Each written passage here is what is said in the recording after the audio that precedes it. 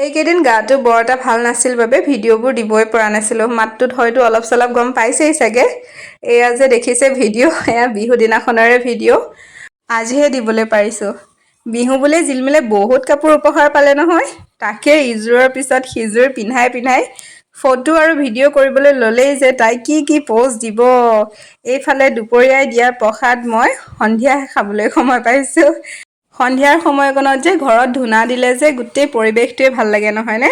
ধূনাৰ গোন্ধই আমোল মোলাই যায়। এইফালে আকৌ মায়ে পাপাক সেৱা কৰিছে। জিলমিলে আকৌ আমাৰ ড্ৰেছ চেঞ্জ কৰিয়ে আছে নহয়। আজি ৰাতিৰ সাজটো অকণমান স্পেচিয়েলকৈ খাম বুলি ভাবিছোঁ।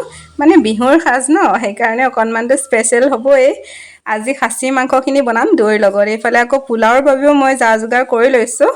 মাংসখিনি জুইতে ৰান্ধিছোঁ। জুইত ৰন্ধা প্ৰত্যেকটো বস্তুৱেতো খাবলৈ বিৰাটেই টেষ্টি হয়, সকলোৱে জানেই। পোলাওখিনি আকৌ গেছতে কুকাৰত বহাই দিলোঁ। এয়া আমাৰ চাওঁতে বিহুৰ ৰাতিৰ সাজটো ৰেডি হৈ গ'ল। পোলাওৰ লগত আপোনালোকে খাচী মাংস ভাল পায় নে মুৰ্গীৰ মাংস ভাল পায় বাৰু? মোৰ যে মুৰ্গী মাংসহে ভাল লাগে। এইখনেই আছিলে আমাৰ বিহুৰ বিশেষ থালিখন। আজিলৈ আহিছোঁ।